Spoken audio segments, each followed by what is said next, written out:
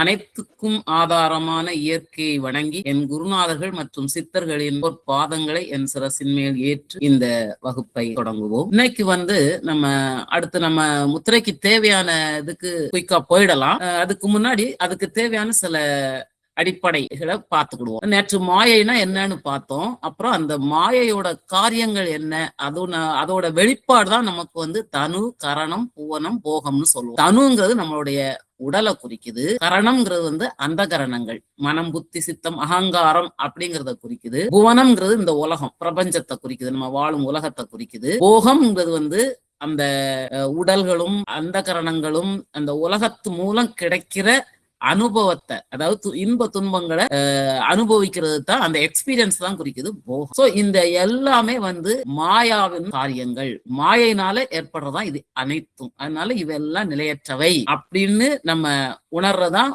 உண்மையான அறிவுங்கிறது. அதாவது இந்த மாயா காரியங்கள்ல தனிப்பட்டது நம்மளுடைய நித்தியமான பொருள் ஆன்மா அப்படிங்கறதா நம்மளுடைய முக்கியமான பாயிண்டே. இப்போ இதைத்தான் நேற்று சொன்னோம். அந்த மாயா காரியங்கள்ங்கும் போதுதான் இந்த மாயா சக்தி கடைசியில பூதங்களாகி நமக்கு பிரபஞ்சமும் சரி ஜீவனும் உற்பத்தி ஆகுதுங்கிறத அதைத்தான் இதுல சொல்லியிருக்கோம். அந்த அளவுக்கு நீங்க இதை புரிஞ்சுக்கிட்டா போதும், மற்றபடி ஒண்ணும் வேண்டாம். பிரபஞ்சத்துக்கு சத்துவ குணத்தாலையும் நம்மளுடைய ஜீவ உற்பத்திகள் ஜீவர்கள்ங்கிறது ஜீவராசிகள் எல்லாமே ரஜோகுணம் தமோ குணத்தாலே ஆனது. ஆனால் எல்லாத்துலயுமே அந்த குணம் இருக்கும். சுத்த வித்தை அப்படிங்கிறதுல சத்துவ குணம் டாமினேட்டிங்கா இருக்கும், மற்றது கம்மியா இருக்கும். அதே மாதிரி ரஜோகுணம் தமோ குணம் டாமினேஷன் ஜீவராசிகள் இருக்கும், சத்துவ குணம் கம்மியா இருக்கும். மூன்றுமே இருக்கும் ரேஷியோ. அடுத்தது நம்ம உடல் கூறுகளை பற்றி தெரியணும். நம்ம உடல் தத்துவங்கள் 96 தத்துவங்களால் ஆனது அப்படின்னு சொல்லுவோம். ஏன்னா நம்ம டைரக்டா தத்துவங்கள்லாம் ரொம்பலாம் நீங்க எல்லாத்தையும் மனப்பாடம் பண்ண அப்படிலாம் கிடையாது. இந்த எல்லா தத்துவங்களும் நம்ம பார்த்த பஞ்ச கோஷங்களுக்கும்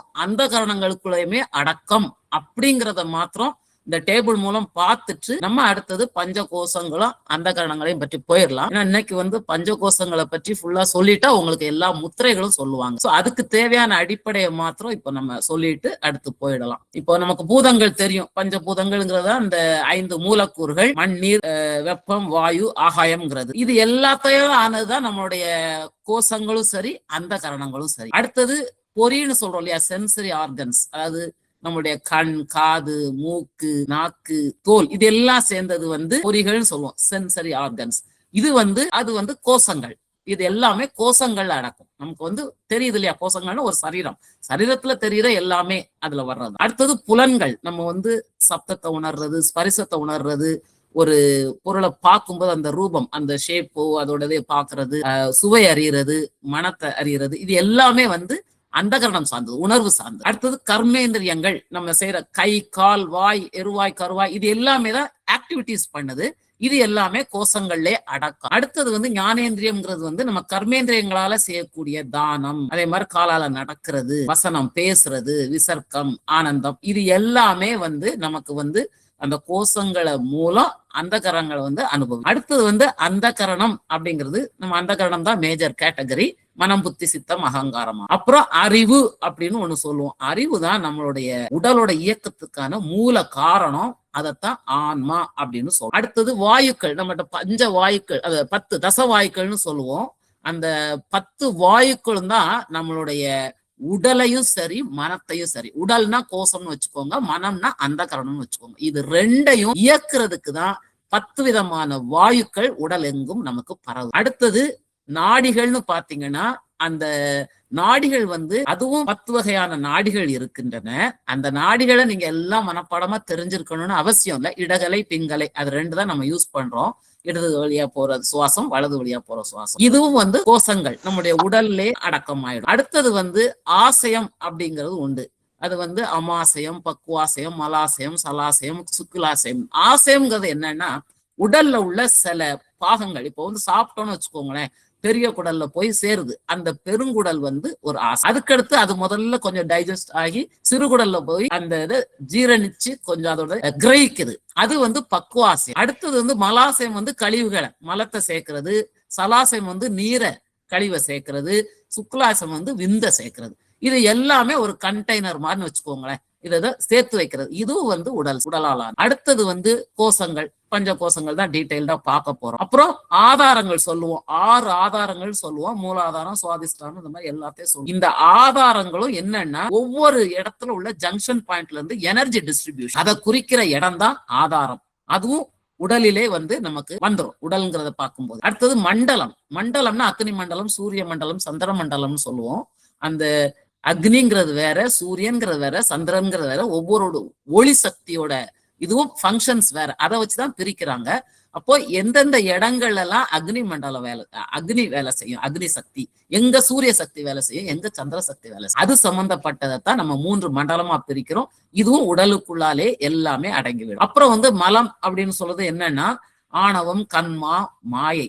ஆணவம்னா நான், எதுக்கெடுத்தாலும் நான், இந்த உடல் தான் நான் நினைச்சுக்கோ. இந்த பேரு தான், இந்த பேருன்னு பார்த்த உடனே ஒரு அந்த அவங்களுடைய உருவத்தை தான் நம்ம ஞாபகப்படுத்துறோம். ஆணவம்னா நான் நினைக்கிறது எல்லாம் என்னாலதான், என் புத்தியால நான் இப்படி செய்யறேன், என்னோட இதனால்தான் எல்லாமே செய்யறேன் அப்படின்னு நினைக்கிறது. என்னோட எண்ணம் தான், என்னோட இன்னோவேஷன், இப்படிலாம் நினைக்கிறது ஆணவம். கண்மம்ங்கிற நம்ம செய்யற தொழில், என்னென்ன செய்யறோமோ, எந்த வேலை செய்யணும், சாப்பிட்டாலும் சரி, வாசிச்சாலும் சரி, கேட்டாலும் சரி, எல்லாமே கர்மம் தான். மாயைங்கிறது எல்லாத்தையும் என்னன்னு பார்த்துட்டோம். மாயையோட காரியங்கள் தான் அத்தனையும் சொல்லிட்டோம். உடலும் அந்த கரணமும் எல்லாமே மாயை தான். அடுத்தது தோஷம். தோஷம்ங்கிறது என்னன்னா வாதம், பித்தம், கபம். நம்ம உடலோடைய அந்த ஆரோக்கியம் சம்பந்தப்பட்டது. அதாவது வாயுக்கள், வாயு மூலக்கூறு கூடுனா சில விபரீதம்னா சில தோஷங்கள் என்னன்னா சில குற்றங்கள், சில டீவியேஷன் நடக்கும். நமக்கு நார்மலா இருக்கிறத விட இப்போ உடல் முடியாம போகுது இல்லையா, ஆரோக்கியம் பாதிக்கிறது சம்பந்தப்பட்டதா வாதம், பித்தம், கபம். அதாவது சூடு இது பண்ணா, நீர்த்தன்மை தெரிஞ்சா, இந்த மூலக்கூறுகள் மாற்றத்தினால நமக்கு ஏற்படுகிற ஆரோக்கியத்தின் குறைபாடு அதுன்னு வச்சுக்கோங்க. அவ்வளவுதான், அந்த அளவுக்கு போதும். சோ இது கோஷத்திலே உடல்லையும் நடக்கும், மனசுக்கும் நடக்கும். அடுத்தது அவஸ்தை. அவஸ்தைங்கிறது வந்து ஆன்மா வந்து அனுபவிக்கிற நிலையை குறிக்குது. அதாவது நம்ம விழிப்பு நிலையில இருக்கும்போது இப்ப பாக்குறோம், கேட்கிறோம், இது விழிப்பு நிலை. கனவு நிலையிலும் நம்ம இதே மாதிரி பாக்குறோம், கேட்கிறோம், அது வந்து நமக்கு தெரியாது. ஆனா அது வந்து என்னது, கனவு நிலையில இது பண்றதும் அந்த உடம்பும் அந்த கரணம் தான் பண்ணுது. அதே மாதிரி ஆளுறக்க நிலை, துரிய நிலை, துரியாத நிலைன்னு இந்த ஆன்மாவோடைய வெவ்வேறு நிலையை குறிக்குது. இதுவும் கோஷங்கள்லையும் அந்த கரணங்கள்லையுமே எல்லாமே அடங்கிவிடும். அடுத்தது வந்து நம்ம வந்து ஏடனைன்னு சொல்லுவோம். இது வந்து ஆசை, தார ஏசனை, தன ஏசனை, புத்திர ஏசனைங்கிறது வந்து நம்மளுடைய ஸ்பௌஸ் மேல இருக்கிற ஆசை, பிள்ளைங்க மேல இருக்கிற ஆசை, அதே மாதிரி செல்வத்தின் மேல இருக்கிற ஆசை. இதெல்லாம் ஆசைகள் சம்பந்தப்பட்டது. அதனால அந்த கரணங்கள்ல வந்துடும் மனம் சம்பந்தம். அடுத்தது குணம். குணம்னா சத்துவ குணம், ரஜோ குணம், தமோ குணம். சத்துவ குணம்னா சாந்தமா எல்லாத்தையும் நிதானமா இருந்து பண்றது. ரஜோ குணம் வந்து நம்ம வந்து ஒரு இதை தொழில்படுத்தணும்னா அதுக்குன்னு நல்லா ஒரு வேகமா இயக்கம் ஃபாஸ்டா இருக்கும். தமோ குணம் சோம்பேறித்தனம், ரொம்ப சோம்பேறித்தனமா டல்லா இருக்கிறது தமோ குணம். இந்த 3 குணங்களும் கோஷங்களையும் பிரதிபலிக்கும், அந்த கரணங்களையும் பிரதிபலிக்கும். அடுத்தது வினைகள். நல்வினை, தீவினை அப்படின்றது. சில காரியங்கள் நல்ல காரியங்கள் செய்யறோம், ஒரு அன்னதானம் பண்றீங்க, அல்லது யாருக்காவது ஒரு கிஃப்டா கொடுக்குறீங்க, ஒரு வர்ற ஒரு ஏழைகளுக்கு ஏதாவது ஒரு உதவி பண்றது, இந்த மாதிரி பண்றதெல்லாம் நல்ல வினைகள். அதே மாதிரி கோபத்துல யாரையோ திட்டுறோம், அதெல்லாம் வந்து தீய செயல். சோ நம்ம செயல் செய்யறது மனமும் உடலும் சேர்ந்துதான். அதனால கோஷங்களும் அந்த கரணங்களும் அத்தனையும் இதுக்குள்ளாலே அடக்கம். அடுத்தது வந்து விகாரம், மனத்தின் விகாரம், புத்தியின் விகாரம். இதனாலதான் காமம், குரோதம், லோபம், மோகம், மதம், ஆச்சரியம், இது எல்லாமே மனசோட ஒரு மாறுபட்ட தன்மை. மனசு வந்து விகாரப்படுதுன்னா அது வந்து இன்னொரு விதமா திரிவு நிலை ஆயிருது, நார்மலை விட்டு இன்னொரு அப்நார்மலா போகுது. அதைத்தான் நம்ம வந்து இந்த ஒவ்வொரு உணர்வுகளையும் சொல்றோம். இதுவும் அந்த கரணங்கள் சம்பந்தப்பட்டது. சோ நம்ம இது எல்லாமே வந்து சேர்த்தீங்கன்னா மொத்தம் 96 தத்துவம் வரும். லாஸ்ட் காலத்தை ஆட் பண்ணீங்க. அது இதெல்லாம் வந்து உடல் கூறுகள், அதை மாத்திரம் ஞாபகம் வச்சுக்கோங்க. அத்தனை உடல் கூறுகளும் பஞ்ச கோஷமாகிய உடலிலும் சரீரத்திலும் அந்த கரணங்களாகிய மனம், புத்தி, சித்தம், ஆங்காரத்திலையும் அடங்கி. இது எல்லாமே அதோட ஒரு எக்ஸ்டென்ஷன், அதோட திரிபு நிலை. அதை மாத்திரம் ஞாபகம் வச்சுக்கோங்க. சோ எல்லா தத்துவங்களும், உடல்ங்கிறது வந்து பஞ்சபூதங்களால் ஆனது. அது அண்டமா இருந்தாலும் பிண்டமா இருந்தாலும் பஞ்சபூதங்களால் ஆனது. நம்ம உடலைத்தான் பாக்குறோம், ஏன்னா உடலை பற்றியதுதான் நம்மளுடைய கோஷங்கள். சோ இந்த உடலை வந்து மெயினா 96 உடல் கூறுகள்னு பார்த்தா கூட எல்லா உடல் கூறுகளும் நம்ம கோஷங்கள்னு சொல்ற சரீரத்துக்குள்ளாலையும் அந்த கரணங்கள் சொல்ற நம்மளுடைய மனம், புத்தி, சித்தம், அகங்காரம், ஆன்மா, இதுக்கு எல்லாத்துக்குள்ளயுமே அடக்கம். இப்போ நம்ம வந்து இந்த இதை நான் முதல்ல சொன்னேன், ஏன்னா போன கிளாஸ்ல நம்ம முத்திரைகள் படிக்கும் முன்னாடி அந்த ஸ்ட்ரக்சரல் ஆஸ்பெக்ட் தான் 5 கோஷங்கள்: பரு உடல், ஆற்றல் உடல், மன உடல், அறிவு உடல், ஆனந்த உடல். அது முதல்ல நம்ம பார்த்துட்டோம். அதே மாதிரி மனசோட 4 விதமான ஆற்றல் திறனைத்தான் நம்ம என்ன சொல்றோம், மனதின் திறம், அறிவின் திறம், அனுபவத்தின் பதிவுகள், செயல்திறன். அதாவது மனம், புத்தி, சித்தம், அகங்காரம் அப்படிங்கிறத இது வந்து ஃபங்க்ஷனல் ஆஸ்பெக்டா சொல்றோம். அப்போ இந்த ஃபங்க்ஷனல் ஆஸ்பெக்ட்ல மாற்றம் வந்தா ஆட்டோமேட்டிக்கா ஸ்ட்ரக்சரல் ஆஸ்பெக்ட்ல மாற்றம் வரும். இது புரிஞ்சுக்கணும். ஏன்னா நம்ம வந்து பொதுவா உடல் உபாதையை பாக்குறோம் ஒழிய இதுக்கு காரணம் மனசுதான். அதாவது மனதுங்கிறது நாளையும் குறிக்குது. நீங்க வந்து வெறுமன மனம்னா மைண்ட், அதை மாத்திரம் நினைக்காதீங்க. மனம், புத்தி, சித்தம், அகங்காரம் 4 சேர்ந்ததை ஒட்டு மொத்தத்தையும் மனசுன்னு ஈஸியா சொல்லிடுறோம். உடல்ங்கிறது 5 கோஷங்களையும் சேர்த்து ஒட்டு மொத்தமா அந்த ஸ்ட்ரக்சரல் ஆஸ்பெக்ட உடல் அல்லது சரீரம்னு சொல்றோம். சோ பாடி மைண்ட்னா இப்ப இந்த கான்டெக்ட்ல எடுத்துக்கோங்க. முத்திரை பொறுத்தளவுல பாடினா 5 கோஷங்களை குறிக்கின்றன. பாடி குறிக்கின்றது. மனது என்பது 4 திறன்களையும் குறிக்கின்றது. ஃபங்க்ஷனல் ஆஸ்பெக்ட குறிக்கிறது அந்த காரணமாகிய மனம்னு சொல்றது. அதே மாதிரி ஸ்ட்ரக்சரல் ஆஸ்பெக்ட். இப்போ நீங்க வந்து இந்த 5 கோஷங்களை பற்றி இப்போ நம்ம விரிவா பார்க்கலாம். இந்த 5 கோஷங்கள்ல நம்ம அன்னமய கோஷம் அப்படிங்கிறது நம்ம தூல உடலுக்கு தெரியும், பார்க்கறதுக்கு தெரியும். கை, காது, கண்ணு, மூக்கு, உடல் எல்லாமே. அதனால இது வந்து தூல சரீரம் அப்படின்னு சொல்றோம். அடுத்தது பிராணமய கோஷம், மனோமய கோஷம், விஞ்ஞானமய கோஷம். இந்த 3 கோஷங்களும் நம்மளுடைய கண்ணுக்கு பார்க்க தெரியாது. ஆனா அது வந்து நுண்ணியது, நுட்பமானது. அதுவும் உடலுக்குள்ளால இருக்கிற சரீரம் தான். இத வந்து கண்ணுக்கு தெரியாதனால இது என்னன்னு சொல்றோம்னா சூக்கும சரீரம், சட்டில் பாடி அப்படின்னு சொல்லுவோம். அடுத்தது கடைசியில் உள்ள ஆனந்தமய கோஷம் வந்து இது எல்லாத்துக்கும் உள்ள காரண சரீரம். இந்த மற்ற 4 கோஷங்களும் உருவாகிறதுக்கு காரணமா இருக்கிறது அந்த ஆனந்தமய கோஷம். அதனால அத காரண சரீரம், காசல் பாடின்னு. கிராஸ் பாடி, சட்டில் பாடி, கிராசல் பாடிங்கிறது வந்து இந்த கோஷங்கள்ல அன்னமய கோஷம் மாத்திரம் தூல சரீரம் அல்லது கிராஸ் பாடி, மிச்ச 3 வந்து சட்டில் பாடி, இது வந்து காரண சரீரம் அல்லது காசல் பாடி. இப்போ இந்த கோஷங்களை எப்படி நீங்க யூகிக்கணும், எப்படி நினைச்சுக்கணும்னா நம்ம முழு பாடி தான். அன்னமய கோஷம்னா வெளியில தெரியுற பார்ட் மாத்திரம் இல்ல, உள்ளால ஹார்ட் இருக்குது, லங்ஸ் இருக்குது, கிட்னி இருக்குது, பேங்க்ரியாஸ் இருக்குது, பல உறுப்புகள் உள்ளால இருந்தாலும் நமக்கு வெளியில தெரியுது இதுதான். அதுவும் தூல சரீரம் தான். அப்போ நம்மளுடைய உடல் முழுசுமே அந்த தூல சரீரம் இருக்கிறதுனால நம்ம என்ன சொல்றோம்னா இத வந்து அன்னமய கோஷம் அப்படின்னு சொல்றோம். நம்ம சாப்பிடுற உணவாலையும், சுவாசிக்கிற காற்றாலையும், குடிக்கிற நீராலையும் அனைத்தையும் ஈர்த்து நமக்கு வந்து உடலை உற்பத்தி பண்ணிருக்கு. சோ அதனால அன்னத்தால் ஆனது இந்த அன்னமய கோஷம். அதோட நிறம் என்னன்னு பார்த்திருக்கிறோம். பஞ்சபூதத்துல மண் தத்துவம் தான் மேக்சிமம் இருக்கும். இதுல அன்னமய கோஷத்துல மண் தத்துவம் தான் அதிகமா இருக்கும். அப்போ மண் தத்துவம் நிறைந்த அதிகமாக டாமினேட் ஆகுற பாகங்கள் எல்லாம் சேர்ந்ததுதான் அன்னமய கோஷம். அதே மாதிரி பிராணமய கோஷம். பிராணமய கோஷம் வந்து பிராணசக்தி என்னன்னு சொல்லியிருக்கிறோம். உடல் ஃபுல்லா பிராணசக்தி எல்லா இடத்துலயும் பரவுது. அந்த பிராணன் பரவி இருக்கிறது ஒரு இடம்னு சொல்ல முடியாது. அதைத்தான் நம்ம வந்து பிராணமய கோஷம்னு எடுத்துக்கணும். அடுத்தது வந்து நமக்கு வந்து மனோமய கோஷம். மனம்ங்கிறது எதுல? எல்லா செல்லுலையும் தான் மனம் இருக்குது. அப்படிதான் இயங்க முடியும். அப்போ உடல் எல்லாமே மனோமய கோஷம் இருக்குதுன்னா அது எந்த எந்த பாகங்கள் எல்லாம் அந்த மனோமய கோஷம் வந்து இது தப்பா இருக்குது. மனோமய கோஷம் எப்பவுமே வாயுவால் ஆனது. வாயு தான் வந்து மனோமய கோஷம். இந்த விஞ்ஞானமய கோஷம் வந்து புத்தி சார்ந்தது. அது வந்து நெருப்பு சார்ந்தது. அடுத்தது நம்மளுடைய ஆனந்தமய கோஷம் வந்து ஆகாய கூறால் ஆனது. அந்த கலர் எதுக்கு சொல்லியிருக்கிறோம்னா ஒவ்வொரு மூலக்கூறு டாமினேட் ஆகி இருக்கிற உடல்ல இருக்கிற பாகங்கள். இப்படிதான் நினைச்சுக்கணும். லேயர் லேயரா ஒண்ணுக்குள்ளால ஒண்ணு வெங்காயம் மாதிரி இருக்குன்னு நினைக்க கூடாது. அன்னமய கோஷம் வந்து மண் தத்துவத்தோட டாமினேஷன். பிராணமய கோஷம் வந்து நீர் தத்துவத்தோட, நீர் மூலக்கூறோட டாமினேஷன். மனோமய கோஷம் வந்து வாயு மூலக்கூறோட டாமினேஷன். அடுத்தது விஞ்ஞானமய கோஷம்ங்கிறது வந்து நெருப்பு அல்லது வெப்ப மூலக்கூறோட டாமினேஷன். ஆனந்தமய கோஷம் வந்து ஆகாயக்கூறோட டாமினேஷன். இந்த அளவுக்கு புரிஞ்சா போதும். சோ ஒரே உடம்பு தான், அதுல உள்ள வெவ்வேறு பாகத்தை நம்ம இந்த மாதிரி கோஷங்கள்னு பிரிச்சு சொல்லியிருக்காங்க. சோ உடல் ஃபுல்லா சரீரம், அதாவது இந்த சரீரம்ங்கிறது தான் நமக்கு வந்து மனம்ங்கிற அந்த பார்ட் வந்து இதுல வேலை செய்யும்.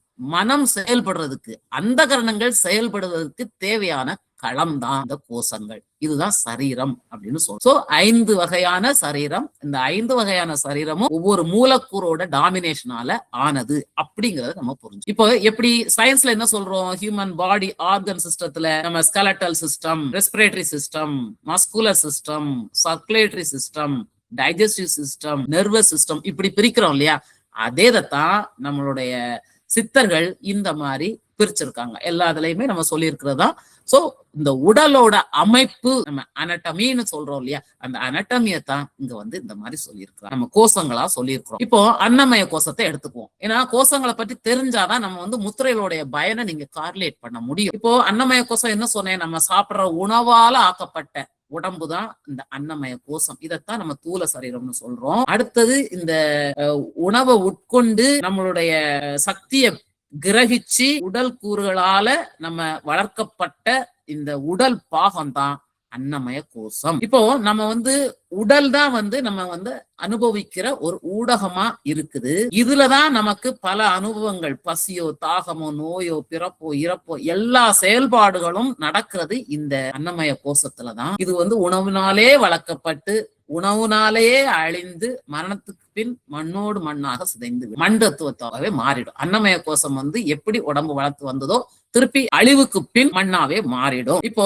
உணவுல இருந்தா உயிர்கள் தோன்றுகின்றன, அப்புறம் உணவுலே போய் ஒடுங்கி விடுதுங்க. அதனால்தான் உணவு தான் உயிர்களுடைய ஆரம்பம். அப்ப எல்லாரும் நம்ம என்ன நினைப்போம், நமக்கு வந்து நம்ம உடம்பு தான் எல்லாம் அப்படின்னு நினைப்போம். நம்ம வந்து அன்னமய கோஷத்தால் ஆனவங்கன்னு மாத்திரம் தான் நினைப்போம். அதைத்தான் சொல்ல வரோம். இந்த உடம்பு தான் நான் தாமரை செல்வி அப்படின்னா இந்த பாடி தாமரை செல்வி, அது கிடையாது. நம்ம அன்னமய கோஷத்தை மாத்திரம் குறிப்பிடுறோம். ஆனா உடம்பு அப்படிங்கிறது வந்து சாப்பாட்டால வளர்க்கப்பட்ட ஒன்று. இப்போ இந்த உடம்புல வந்து 7 விதமான தாதுக்களால ஆனதுன்னு சொல்லுவோம். இந்த உடம்போடது என்ன, அதுல உள்ள சாரம், அந்த சத்தை எடுத்து மாமிசமா இருக்குது, ரத்தம் இருக்குது, கொழுப்பு இருக்குது, எலும்பு இருக்குது, மஜ்ஜை இருக்குது, அதே மாதிரி விந்து இருக்குது. அதாவது சுக்லம் சுரோனிதம்ங்கிறது ரீப்ரொடக்டிவ் டிஷ்யூஸ். இது எல்லாமே நம்ம உடம்புல அன்னமய கோஷத்தை உருவாக்குற தாதுக்கள். அந்த பாடி டிஷ்யூஸ் தான் இது எல்லாம். இதால ஆனது, மண் தத்துவத்தால் ஆனது, திடப்பொருளால் ஆக்குறது. இதுதான் வந்து அன்னமய கோஷம். அடுத்தது இந்த அன்னமய கோஷம் வந்து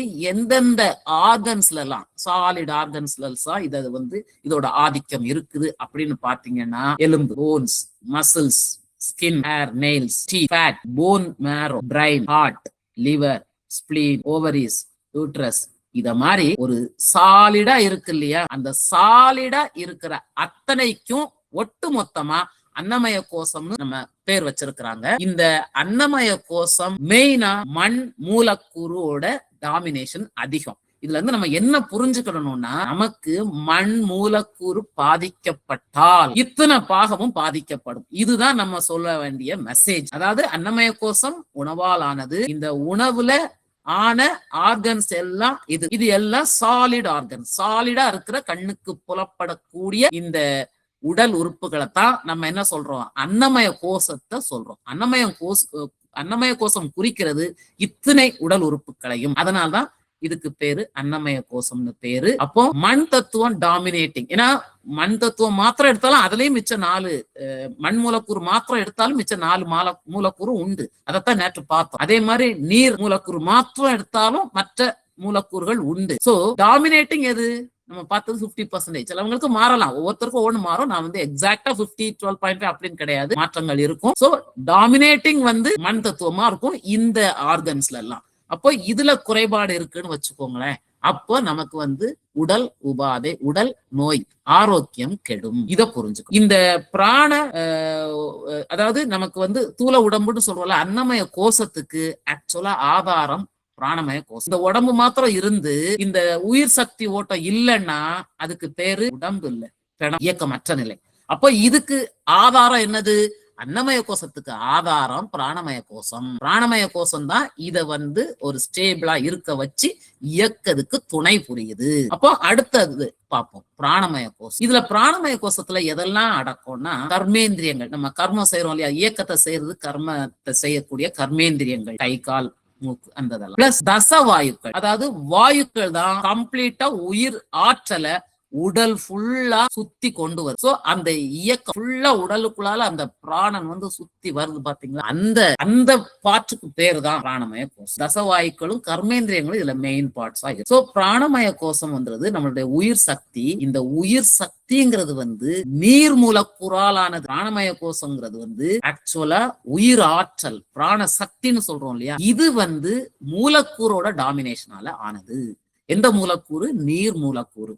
அதனாலதான் பிராணமய கோஷத்தோட டாமினேட்டிங் மூலக்கூறு வந்து நீர் அது புரிஞ்சு. அப்புறம் இது வந்து அன்னமய கோஷத்தை விட நுட்பமானது, அதை விட நுண்ணியது, சின்னது, சட்லர் தேன் தட் பிசிக்கல் பாடி. அதுதான் இது மெயின். இப்போ நம்ம பிராணமய கோஷம்னா நம்ம வந்து பிராணன் வந்து மெயினா நமக்கு வந்து ஒவ்வொரு எதெல்லாம் எப்படி எப்படிலாம் போகுது, சமானன், உதானன், வியானன், பிராணன், அபானன் 5 வகையான வாயுக்களை மெயினா சொல்லுவோம். ஒவ்வொரு வாயுவும் ஒவ்வொரு ஃபங்க்ஷனை செய்யுது. இந்த பிராணன்ங்கிறது பிராண சக்தி, அதை நம்ம வாயுக்கள் வந்து எடுத்து கொண்டு போகும், கேரியர். வாயுவையும் பிராண சக்தியையும் குழப்பிடக்கூடாது, ரொம்ப முக்கியம். அந்த வாயுக்கள் வந்து இந்த பிராண சக்தியை கேரி பண்ணி கொண்டு போற மெசஞ்சர், கேரியர்னு நினைச்சுக்கோ. அதனால இது என்ன வாயுவால இருந்தா கிடையாது. ஏன்னா பிராணசக்தி வந்து அதோட மூலக்கூறு டாமினேஷன் வாட்டர். அப்போ பிராணசக்தி குறையுதுன்னா நீர் சக்தி கம்மின்னு அர்த்தம். அப்ப இத்தனை பாகங்களும் பாதிக்கப்படும், அதுதான் நம்ம புரிஞ்சுக்க வேண்டியது. அப்போ இந்த பிராணமய கோஷத்தோட ஆதிக்கம் எந்த உறுப்புகள் எல்லாம் இருக்குது, நம்மளுடைய சுரப்பி, அந்த சுரக்கிற என்சைம்ஸ், ஹார்மோன் சம்பந்தம். அப்போ எப்ப நம்ம உடம்புல ஹார்மோன்ஸும் என்சைம்ஸும் ஒழுங்கா சுரக்காம பிரச்சனை ஆகுதோ, அப்போ அதுக்கு காரணம் பிராண சக்தி ஓட்டம் உடல் எங்கும் சீராக இல்லை. அப்போ எந்த மூலக்கூறு கம்மியா இருக்குது, நீர் மூலக்கூறு கூடி இருக்கலாம், குறைஞ்சிருக்கவும் செய்யலாம், வேரியேஷன் இருக்கு. அவ்வளவு கம்மி ஆகுதுன்னு மாத்திரம் கிடையாது, கூடலாம் குறையலாம். அப்போ இந்த நீர் மூலக்கூறால் உருவான பிராணன் அல்லது உயிர் சக்தி அல்லது உயிர் ஆற்றல் கொடுக்கக்கூடிய போஷன் என்னது, நம்மளுடைய ஹார்மோன்ஸும் என்சைம்ஸும். சோ இந்த சரியா சுரக்கலன்னா ஃபங்க்ஷன்ஸ் ஒழுங்கா செய்யாது. அது அந்த பிராணசக்தியை பொறுத்துதான் இருக்கு, உயிர் சக்தியை பொறுத்துதான். அப்போ இதுல பாத்தீங்கன்னா அந்த cerebro spinal fluid, blood, saliva, tears, kidney, urinary bladder, digestive glands and juices, lubricating fluid in joints, synovial fluid னு சொல்லுவோம். அதே மாதிரி மியூக்கஸ், சளின்னு சொல்லுவோம். அப்புறம் எல்லாம் நாளமில்லா சுரப்பிகள் இருக்குது. அதே மாதிரி நமக்கு வந்து ஒவ்வொன்றும் வந்து they are all messengers. இதெல்லாம் கேரி பண்ணி கொண்டு போகும் அத்தனையும். இது உள்ளால இருக்கிறது. நீங்க கிளான்ஸ் அப்படின்னாலே சுரப்பிகள் சுரக்கிறதே நீர் தத்துவம் தான். சோ நீங்க பிராணமய கோஷம்னாலே ஹார்மோன்ஸை என்சைம்ஸை ஞாபகம். உடல்ல இருக்கிற எல்லா திரவ பகுதிகளும் தான் அந்த பிராணமய கோஷத்தில் அடக்கம். சோ அது பிளட்டா இருக்கட்டும், அல்லது மூளையில இருக்கிற செரிப்ரோஸ்பைனல் ஃப்ளூயிட், மூளை வெளி திரவங்கள்னு சொல்லுவோம், உமிழ்நீரா இருக்கட்டும், கண்ணீரா இருக்கட்டும், மூத்திரப்பையில இருக்கிற மூத்திரமா இருக்கட்டும், ஜீரண உறுப்புல இருக்கிற அந்த டைஜஸ்டிவ் ஜூஸா இருக்கட்டும், சளி அல்லது நம்மளுடைய ஜாயிண்ட்ல இருக்கிற லூப்ரிகேட்டிங் ஃப்ளூயிட், இது எல்லாமே பிராணமய கோஷத்துக்கு சொந்தம். அப்போ பிராணமய கோஷம் இதுல பாதிப்பு இருந்ததுன்னா இதோட ஆக்சுவலா என்ன ஆயிடும், ஆட்டோமேட்டிக்கா நம்மளுடைய இந்த கிளாண்ட்ஸ் ஃப்ளூயிட்ஸ் சமநிலையில இல்லைன்னு அர்த்தம். அப்போ அதை சமநிலைப்படுத்தணும்னா, சீராக்கணும்னா என்ன பண்ணணும்னா நீர் மூலக்கூறை அதுக்கு தகுந்தபடி கொடுக்கணும். அதே மாதிரி பிராணமய கோஷத்துக்கு ஆதாரம் வந்து மனோமய கோஷம், அடுத்த கோஷம். இப்போ நம்ம வந்து இது என்னென்ன எண்டாக்ரைன் சிஸ்டம் இதெல்லாம் நீங்க தெரிஞ்சுக்க வேண்டியதுல, உடல்ல சயின்ஸ்ல இதெல்லாம் சொல்றோம்ல, அதைத்தான் நம்ம சொல்றோம், வேற எதுவுமே இல்ல. இல்ல கிளாண்ட்ஸ் இதெல்லாம் இப்படி ஃபங்க்ஷன் ஆகுது. பிராணமய கோஷம்ங்கிறது வந்து இந்த கிளாண்ட்ஸ் அந்த அது சம்பந்தப்பட்டதுதான், அதைத்தான் சொல்றோம். அடுத்தது மனோமய கோஷம். இது வந்து நம்ம மனம்னா என்ன, எண்ணம், என்னென்ன எண்ணங்கள் நினைச்சுக்கிட்டே இருக்கும். மனம் ஒரு இதுல இருக்காது. இங்க நம்ம பாடம் நடந்துகிட்டே இருக்கும்போது இன்ட்ரெஸ்ட் இல்லைன்னா உடனே எங்கேயோ போயிடும் மனசு. அது பாட்டுல கடல் தாண்டி, நாடு தாண்டி, கண்டம் தாண்டி, மேலே இன்னொரு கோளுக்கே போயிடலாம். ஏன்னா இப்ப நான் சூரியனுக்கு போகணும்னு நினைச்சேன்னு வச்சுக்கோங்களேன், அப்படியே சூரியனுக்கு போறதா நம்ம பண்ண முடியும். மனசு அங்க போயிடும், சூரியனுக்கு போயிடும். அதனால மனம்ங்கிறது வந்து உதிக்கிற எண்ணங்கள் அப்படியே மனசு உதிச்சுக்கிட்டே இருக்கும். இந்த மனசை அடக்குறது தான் கஷ்டம். இந்த மனசாலதான் ஞானேந்திரியங்கள் எல்லாமே செயல்படும். இந்த மனம் வந்து வாயு கூறால் ஆனது. நம்ம சொல்றோம் இல்லையா, வாயு மூலக்கூறு தான் மனச உற்பத்தி, அதோட டாமினேஷன் அதிகம். வாயு மூலக்கூறோட டாமினேஷன் மனசுக்கு அதிகம், மனோமய கோஷத்துக்கு அதிகம். மனம் இயங்குற களம் தான் மனோமய கோஷம். எப்ப மனசு வந்து உங்களுக்கு வந்து வாயு மூலக்கூறால் ஆனதோ, அது இயங்க வேண்டிய இடமும் வாயு மூலக்கூறால இருந்தா தான் நடக்கும். அதனால மனோமய கோஷத்துக்கு அந்த மூலக்கூறு வாயு. காற்றுனால என்ன அர்த்தம், சலனப்படும். மனம் எப்ப பார்த்தாலும் சலனப்பட்டுக்கிட்டே இருக்கும். இப்போ நம்ம வந்து நம்ம என்னென்னலாம் மனசு நினைக்கிறோமோ எண்ணங்கள் எல்லாமே தான் மனோமய கோஷத்தை குறிக்கும். இந்த மனோமய கோஷத்துக்கு ஆதாரம் விஞ்ஞானமய கோஷம். இப்போ மனோமய கோஷம் வந்து இதோட ஆதிக்கம் எங்கன்னு பாருங்க. மனம்னா நம்ம எண்ணங்கள் மாத்திரம் ஞாபகம் வச்சுக்கோங்க, ரொம்ப வந்து நீங்க மண்டைய போட்டு குழப்ப வேண்டாம். மனோமய கோஷத்தை பற்றி படிக்கிறோம். மனோமய கோஷம்ங்கிற சரீரம் எதால் ஆனது, வாயு மூலக்கூறால் ஆனது. அதோட டாமினேஷன் வாயு மூலம், மற்றது இருக்கும், இதுதான் மேக்சிமம். அப்ப இது எந்தெந்த ஆர்கனை பாதிக்கும், வாயுக்கள் சம்பந்தப்பட்டது லங்ஸ், பிராங்கை, மூச்சு துளைகள், நாசி துளை சொல்றோம்ல, அது நரம்பு, தசை, மஸ்குலர் மூவ்மெண்ட். அதே மாதிரி எல்லா பிராண வாயுக்களையும் கொண்டு போய் புஷ் பண்ணி தள்ளுதுல, அந்த இயக்கத்துக்கு தச வாயுக்கள் தான் காரணம். அந்த சக்தியை கேரி பண்ற மெசஞ்சர், கேரியர்னு சொல்றா. சோ வாயுக்கள், வாயு மூலக்கூறாலான எல்லா பகுதிகளும் இந்த கோஷம் சம்பந்தப்பட்ட. லங்ஸ்ல ப்ராப்ளம், சுவாசம் மூச்சுக்கிற ப்ராப்ளம், நரம்பு அந்த மூச்சு, அந்த நம்ம சொல்றோம்ல இடது சுவாசம் அடைச்சு போகுது முடியலைங்கிறோம், எல்லாம் மனோமய கோஷத்தோட பிரச்சனை தான், மனசோட பிரச்சனை தான்.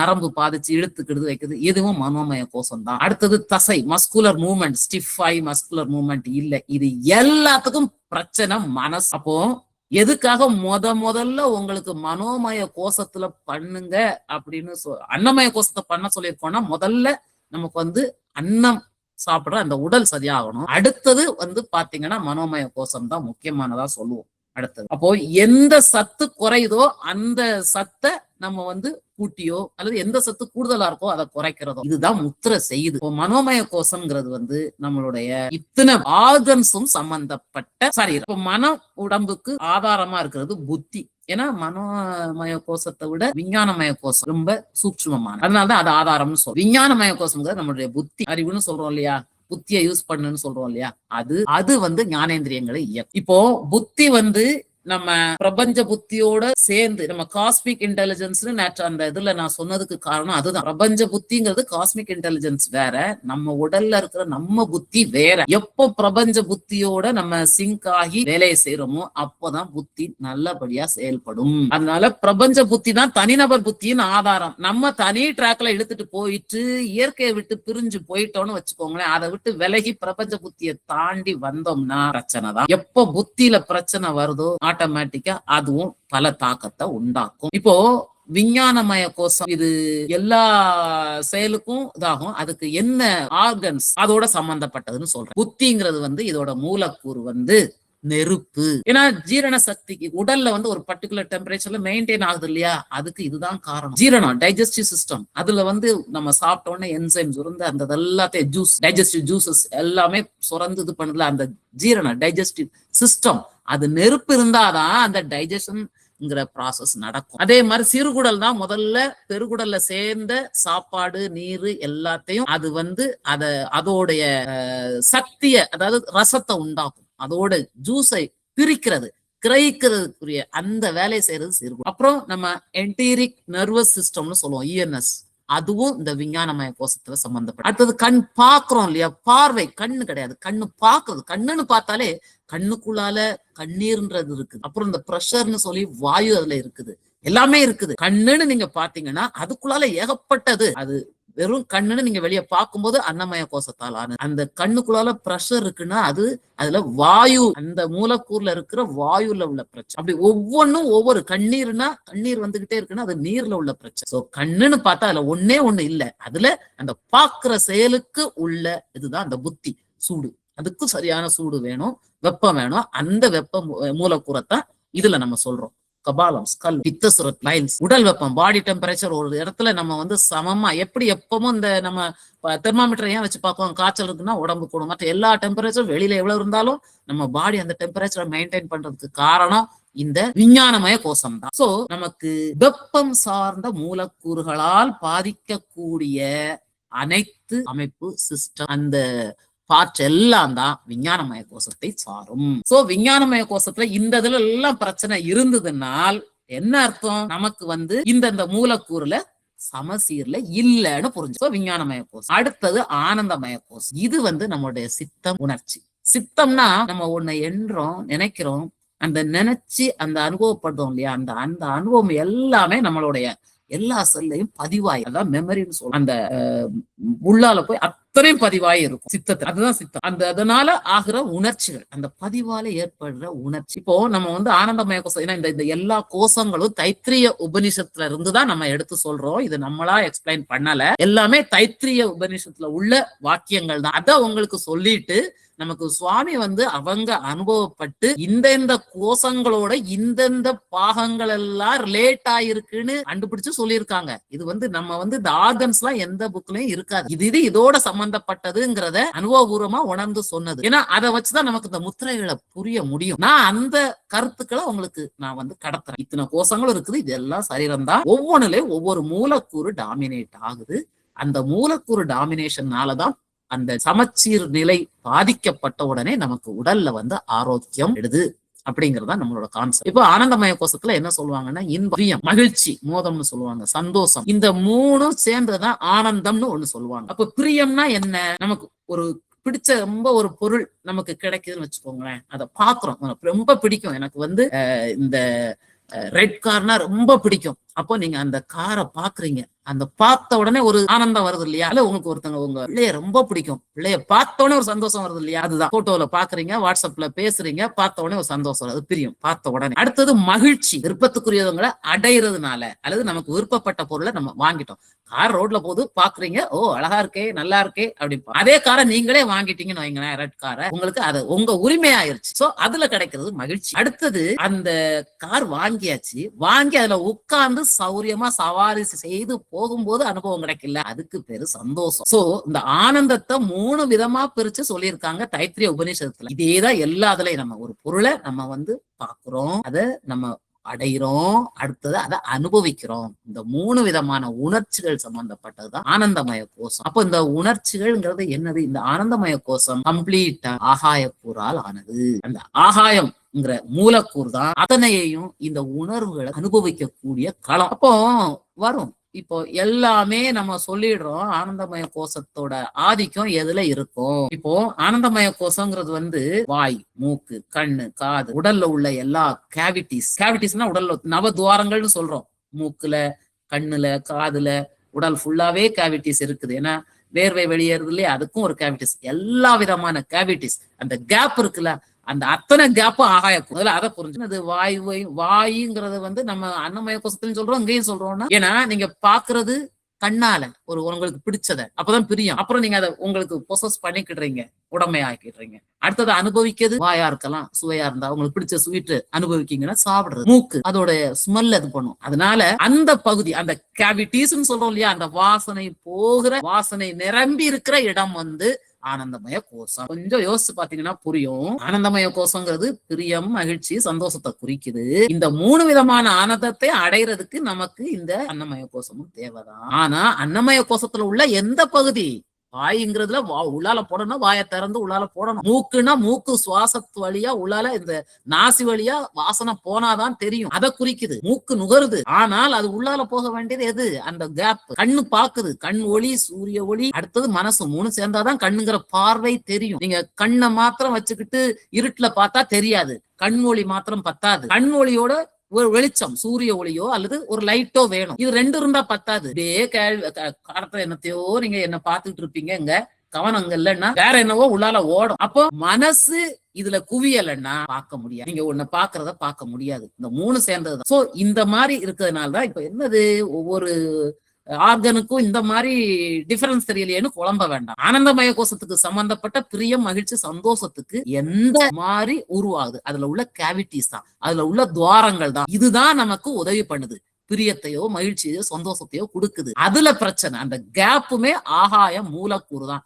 சோ மொத்தத்தையும் பாத்தீங்கன்னா உடம்பே அந்த ஆகாய மூலக்கூறாலதான் கட்டப்பட்டாலே, மொத்தம் உடல், மனம் எல்லாம் சேர்ந்து ஃபுல்லா கட்டு போட்டிருக்குது இந்த ஆகாய மூலக்கூறு தான். சோ இந்த துவாரங்கள்ல உள்ள அந்த மூலக்கூறு, துவாரங்களதே அந்த மூலக்கூறு தான். அதுல பிரச்சனை இருந்ததுனால் ஆனந்தமய கோஷம் இது மிக மிக நுட்பமான. அன்னமய கோஷம் அன்னமய கோஷத்தை விட நமக்கு பிராணமய கோஷம் சூக்மமானது, சூக்மமய கோஷத்தை விட மனோமய கோஷம் சூக்மமானது, மனோமய கோஷத்தை விட விஞ்ஞானமய கோஷம் சூக்மமானது, விஞ்ஞானமய கோஷத்தை விட ஆனந்தமய கோஷம் சூக்மமானது. பாத்தீங்கன்னா ஒவ்வொன்னோட ரிலேட் ஆயிருக்கும். அன்னமய கோஷம் சப்த தாதுக்கள், 7 தாதுக்களால் ஆனது, அதுதான் அன்னமய கோஷம். பிராணமய கோஷம்ங்கிறது அனைத்து நீர்மூலம், கிளான்ஸ், அதெல்லாம் சம்பந்தம். அடுத்தது மனோமய கோஷம் நம்மளுடைய எண்ணங்கள் சம்பந்தப்பட்டது, வாயு சம்பந்தப்பட்டது. அப்போ அதுக்குரியதை பார்த்தோம், தசவாயுக்கள் போற எல்லாம். அடுத்தது விஞ்ஞானமய கோஷம் புத்தி சம்பந்தப்பட்டது, அது வெப்ப மூலக்கூறால் ஆனது. ஆனந்தமய கோஷம் கம்ப்ளீட்டா இந்த துவாரங்கள், கேவிட்டிஸ், ஆரிஃபிசஸ், இந்ததால ஆனது. இதுதான் இந்த கோஷங்களோட. இந்த ஆனந்தமய கோஷத்துக்கு தான் ஆன்மா ஆதாரம். ஆன்மாதான் அனைத்தையும் இயக்குது, மற்ற எல்லாம் சரீரம். அதை புரிஞ்சு நம்மளுடைய 5 கோஷங்களும் இதே முழு உடம்பு தான், தனித்தனியா ஒரு லேயரா கிடையாது. நம்மளுடைய மண் மூலக்கூறால் ஆனது அன்னமய கோஷம், நீர் மூலக்கூறால் ஆனது பிராணமய கோஷம், வெப்ப மூலக்கூறால் ஆனது விஞ்ஞானமய கோஷம், வாயு மூலக்கூறால் ஆனது மனோமய கோஷம், ஆகாயக்கூறால் ஆனது ஆனந்தமய கோஷம். இந்த புரிதல் இருந்தா போதும். இந்த படத்தை அந்த மாதிரி, அதாவது ஒரு பொம்மை இருக்குன்னு வச்சுக்கோங்களேன், களிமண் அல்லது இன்னொரு களிமண்ணால செஞ்ச பொம்மை, மெழுகால செஞ்ச பொம்மை, இப்படி ஒவ்வொன்னால செய்யறது மாதிரி தான் இந்த ஒரே உடம்பு தான். அந்த உடம்பு பஞ்சபூதங்களால் ஆனது. இந்த 5 சரீரமும், கோஷங்கள் சொல்ற 5 சரீரமும் 5 உடலும் சேர்ந்து தான் நம்மளுடைய உடலே அமைப்பு இருக்குது. இது எல்லாம் விளையாடக்கூடிய இது அந்த கரணங்கள் விளையாடக்கூடிய களம் தான். ஒரு பிளே கிரவுண்ட்ல நீங்க விளையாடணும், விளையாடுறதுக்கு ஒரு ஆள் வேணும், பிளே கிரவுண்ட் தான் பிரயோஜனம் இல்லை. ஆனா அந்த பிளே கிரவுண்டு எந்தெந்த மூலக்கூறால் ஆனது அப்படிங்கறது மாத்திரம் அந்த நமக்கு பிளாக் கலர்னு எதுக்கு போட்டுக்கணும், அந்த மூலக்கூறோட சேர்த்து இந்த படத்தை காட்டி இருக்குது, உங்களுக்கு புரியணும்ன்றது. அன்னமய கோஷம் மண் தத்துவம், மண் மூலக்கூறு, அதனால கோல்டன் கலர். பிராணமய கோஷம் நீர் மூலக்கூறு, அதனால வெள்ளை. அதே மாதிரி மனோமய கோஷம் வாயு, அதனால சிவப்பு. விஞ்ஞானமய கோஷம் சிகப்பு என்னது நெருப்பு அல்லது வெப்பம் விஞ்ஞானமய கோஷம். மனோமய கோஷம் கருப்பா இருக்கிறது எதுனால வாயு. ஆகாயம் கிறிஸ்டல். அத சும்மா இந்த மாதிரி. இந்த 5 கோஷங்கள் 5 உடலை குறிக்குது. இந்த 5 உடலையும் சேர்த்துதான் உடல்னு சொல்றோம். பாடி அண்ட் மைண்ட்ல இந்த பாடிங்கிறது இந்த 5 கோஷத்தை குறிக்குது. இந்த 5 கோஷங்களையும் எது டாமினேஷனும் பார்த்தாச்சு.